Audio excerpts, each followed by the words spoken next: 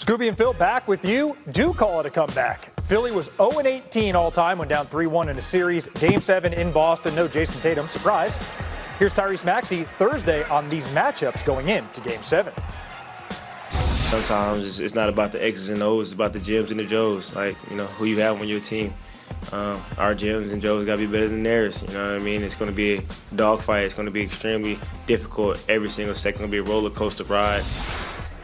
Joe Mazzulla's boys had no answer for Philly's Joel. Opening possession, 15-footer. Who taught you that move? Joel's signature shimmy? Philly's up 2-0. That over Ron Harper Jr. Later in the first, B.J. Edgecombe from 3 over Harper Jr. I'm not bagging on him, but the Celtics had 3 starters who didn't score a point. Early in the second quarter now, Philly's up 11. Maxey attacks Hugo Gonzalez. Maxey and Embiid scored or assisted on 48 of Philly's 55 first-half points. They're up 5 at the break. Celtics were minus 900 at the start of the series. Wow. To quote Lizzo, C's great, Philly got to be great. Joel Embiid was great, hits that 3 over Jaylen Brown, and then with 2 minutes left, small on big on the perimeter. This is standard operating procedure. Maxey drives right past Nemish Queta. Sixers had never beaten the Celtics in a playoff series without Dr. J or Wilt. Jims and Joes and Joels and Tyrese's change all that, pulling off an historic comeback for Philly. Now you're on that list. Not about the X's and O's, but the what? Jims and Joes, baby. Our Jims and Joes is good. Last 3 games, the whole series, honestly. We got a good Joe right here, man. A young Joe. Good job, bro. What changed in the series was Joel Embiid came back, and they're a completely different team. And that's what changed in the series. And as far as the regular season and the playoffs, nothing changed. I saw, number 11 on the team. Before I came back, he said they didn't care if I was playing or not, and they hadn't even adjusted or, had some sort of game plan around me. So I think he also helps that, when the other team doesn't worry about you and have some sort of game plan or being prepared for you, so it helps you have better games. So I think, number Philadelphia, Boston, that's definitely something that's traditional, it's historic. We look forward to that, but let's be very, very clear. Philly fans will regret saying we want Boston. You're not beating the Boston Celtics. And let's put this in perspective as well. This is the 12th straight year Boston is in the playoffs. Longest streak in the NBA by about 4 years, compared to anybody else, okay? This is a Boston Celtics team that parted ways with 4 of its top 8 players. And they still finished as a number 2 seed. With Jason Tatum missing 62 games, they still ended up being a top 2 seed in the Eastern Conference with their secondary star in Jaylen Brown emerging as a league MVP candidate because Jason Tatum was out for those 62 games. That's the Boston Celtics team we're talking about. This is par for the course for them. They ain't worried. They ain't fazed. They are in the slightest by the Philadelphia 76ers. Tyrese Maxey is going to have to be spectacular in this series. B.J. Edgecombe and Paul George is going to have to add some assistance because nobody thinks that Joel Embiid is going to be available because of the appendectomy or whatever the hell it was that he's going through. You have those issues. And Philadelphia is formidable and better offensively when Joel Embiid is in the lineup. If he's not expected to be in the lineup, he's not going to be there. The task is even that much more daunting because they were going to beat Philly with Embiid on the court. So you damn sure know they ain't going to lose to Philly without Embiid on the court. That's the situation involving the Boston Celtics right now against the Philadelphia 76ers. But we still should be happy that we have this series because it brings back a lot of memories. And if Philly can manage to win a couple of games in this series, we'll all walk away winners because it would have been a decent series if they had done that. I have just one message for our fans. Last time we played the Knicks, it felt like Philadelphia was in Madison Square Garden East. We're going to need the support. Don't sell your tickets. This is bigger than you. We need you guys. Hey, I talked to Embiid, right? And he told me he want the apologies to be just as loud as the criticism. Yeah, I mean, that was the message I was giving. I'm not sure who he was addressing it to, but he told me to say, make sure the apologies are just as loud as the criticism was. Nobody has ever or will ever doubt his ability. We doubt his availability because the first 3 games of the series, where was he, Ocho and Joe? He was hurt. He was hurt. That stability is what? Availability. Yeah. We not doubting we know Joel Embiid is what there's only been one man his size, that athletic, that can move, but he couldn't shoot like Joel Embiid, and that's Shaq. Yeah. We've never seen a man that big, 300 plus pounds, 7 foot plus tall, to move and be able to do what he can do on the court. We just want him to be available. Ocho, he's played as of March. He played 485 games. Yeah. He missed 485 games. Yeah. Yeah. Hey. We had this conversation though, Uncle Joe. Yes. You know, we got on him about him not being available, and we had someone chiming in the chat or whatever it was, and they talked about the money he had gotten and why did they pay him that much. And the only thing answer I could have for that is he's not available. He's always hurt, but when he is available, when he's on that court, he's a complete difference maker, which is why he gets the money he does get. Even though most people will say it's not warranted because he's missed so many goddamn games. But he showed you in this series alone where they done sent Boston home because of his presence, even though it slows the game down for everybody else. Look what it does for you. And you just every time he goes down, you hold your breath. You do, man. Anytime somebody bang into he's like, you know how I knew he was okay. You know how we knew it was good, Unc and Joe. Remember when that ball was going out of bounds? You see him dive for that thing? Yeah. Oh yeah. He good. He good. But then what you call him? He got the guy. He picked up a charge and then the guy backed into his knee because that's how he hurt his knee one time before. You know what I'm saying? Yeah. And he got his knee hyperextended back, and then he started cramping on the sideline. They're trying to stretch him out. He's a phenomenal talent. No, you'll never ever, because I watched him. Only one guy had that kind of that athleticism at that size. That's Shaq. But Shaq couldn't shoot the ball like this kid could. Right. Yeah. But as far you talk about a guy that's 7'1", 300 plus pounds. Do you see how he moves? Yeah. Yeah. He can shoot the three. He can get a mid range. He can back it down, shoot over either shoulder. And I love. He was hitting score points on Jalen Brady. Like, calm down, y'all getting all of them. Just calm down. Hey, I got this. I got it. Yeah. Hey, Embiid. Hey, the games that he has played in this postseason, Uncle Ocho, boy, look damn good if you ask me. You know, I think the biggest key for Philly is if you can get those guys around him. Obviously, I don't worry about Maxey. I think Maxey's been great. I love his energy and effort, his assertiveness that he comes out with, and he don't defer to no damn body. Yeah, we're gonna give Embiid some touches, but damn it, I'm gonna be at the helm and I'm gonna shoot when I want. I'm gonna be aggressive. I'm gonna attack. I'm gonna do all that. But if you get Edgecombe and Paul George to be able to play efficiently, like they play, off these two dudes, they gotta. Oh, Joe, the last 3 possessions, who had the ball? Maxey. Yeah. They put him in the pick and roll, and what did he do? Get all the way to the rim and lay it up. 3 straight possessions. Yeah. But you know why that's possible though? It's possible because Embiid kind of had it going, and the big is in that between. He in that hucklebuck. I call it the hucklebuck, Uncle Ocho, because you like, damn, Maxey come off this pick and roll. I don't know if he really looking to throw it back to Embiid or get all the way to the basket. But Maxey playing with such thrust down the stretch, bro. It creates so many opportunities, and it makes him that much more dangerous. They are going to get the Knicks hell. They're going to get the Knicks hell. Because we lack... Hold on. If they won't. Yeah, because what the question, what cat are we going to get? Well, I think with the history, you got to understand the history about Cat and Embiid now. Hey, I saw the tweets. You saw the old tweets? Embiid. Yeah. You saw the old tweets, Joe? Yeah. I ain't seen no tweets. They were going at it. Huh? You got to look at the old tweets where Embiid tweeted goddamn Cat. Oh yeah, it's been a nasty little rival between those two, and I don't expect for it to be no difference in this postseason.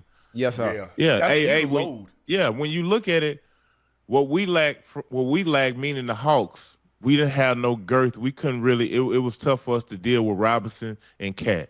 Well, hell, Philly ain't got that problem with Embiid. They got Drum Dog, and they got Man, what you talking about? They got guys coming off their bench who can withstand all that. So I think Philly is going to be a way tougher matchup than what my Hawks gave them for sure. Oh, Joe. Yes, sir. We was having this conversation, Joe, last week. It was just last week. Yeah. About it Embiid. was, yeah.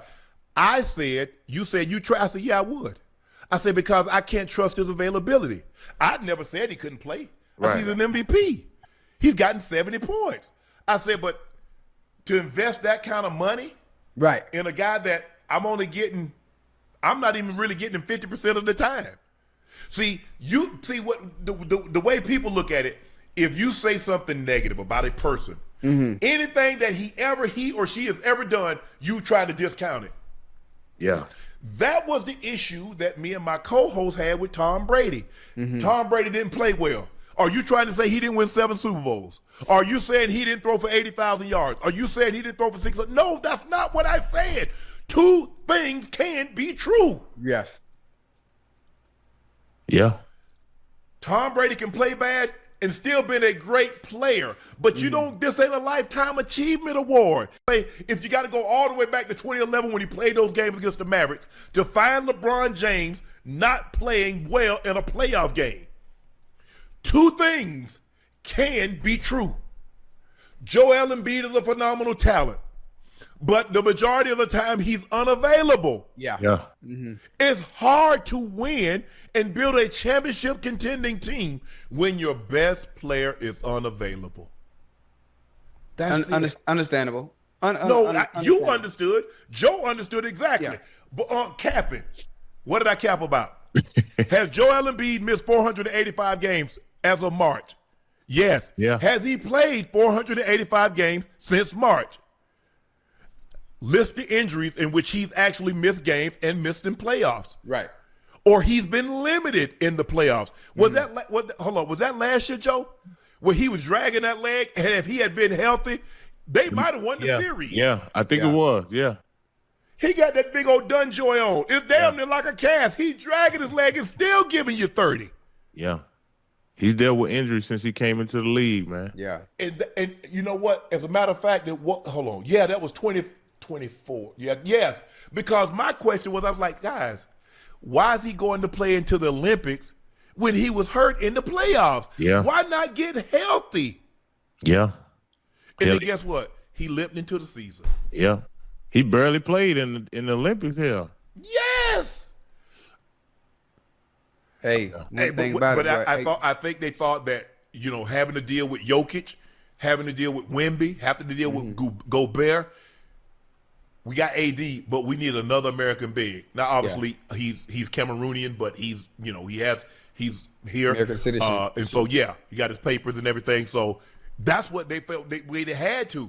Because like you said, only like 1 or 2 games, that game against Jokic, where they was down big and he hit a couple of big shots, maybe that's all you needed him for. Yeah.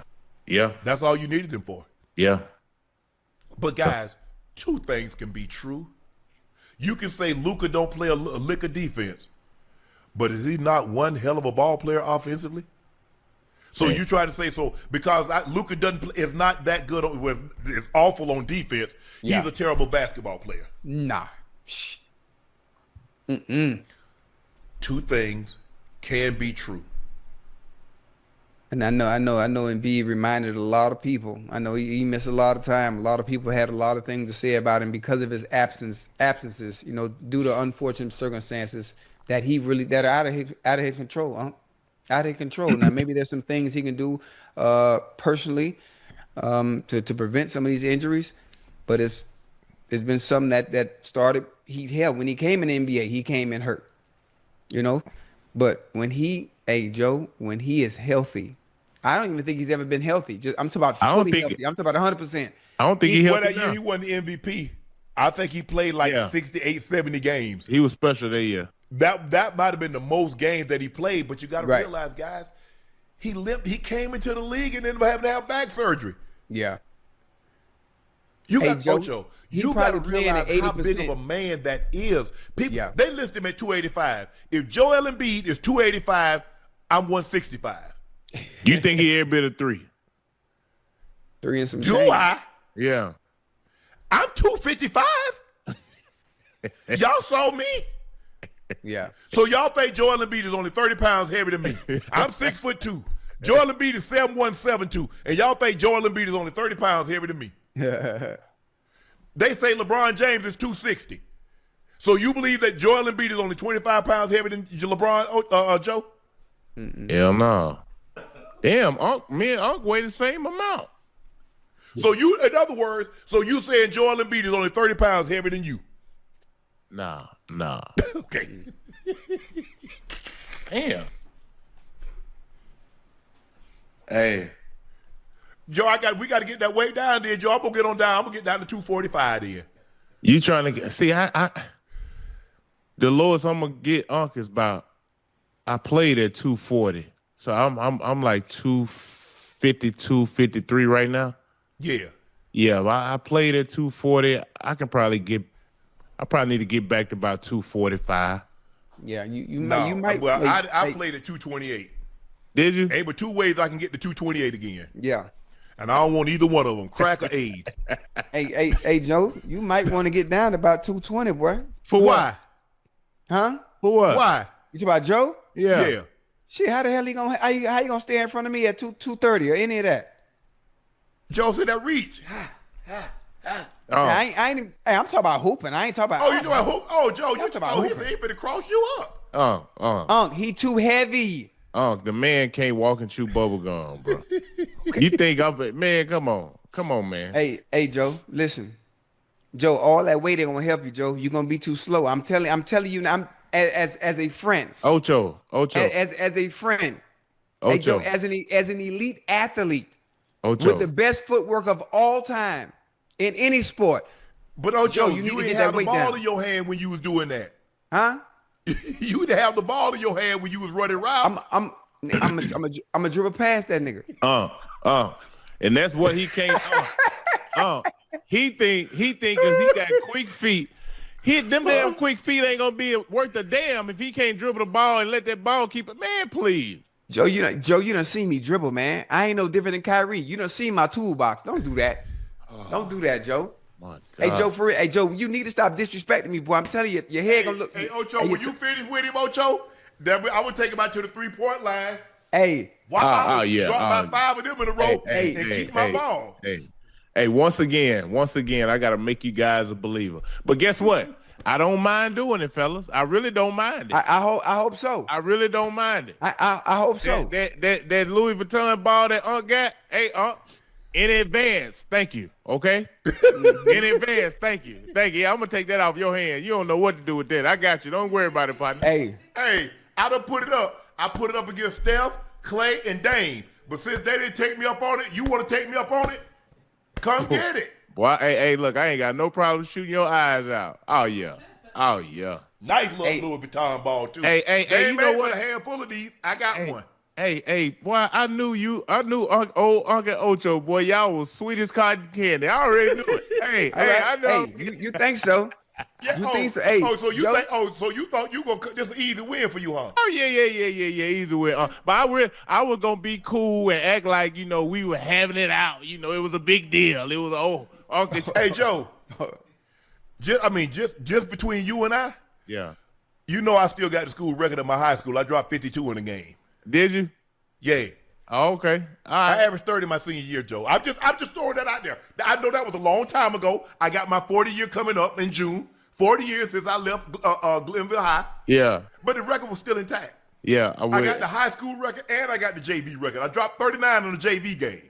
Oh, you ain't shot a jumper in over 10, 15 years. Yeah. I'm a little muscle bound right now. But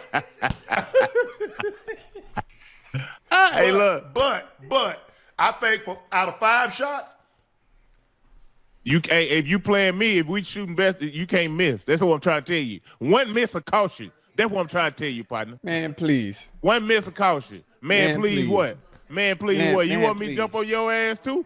Huh? Hey, Joe, I can't let Joe. This thing has been in my possession for about 4-5 years, Joe. I can't let it go, Joe. I can't let you win. The one thing you can take with you is that that I'm gonna have you. It's gonna be in good hands over here, baby. Like Allstate, I got you. I ain't gonna.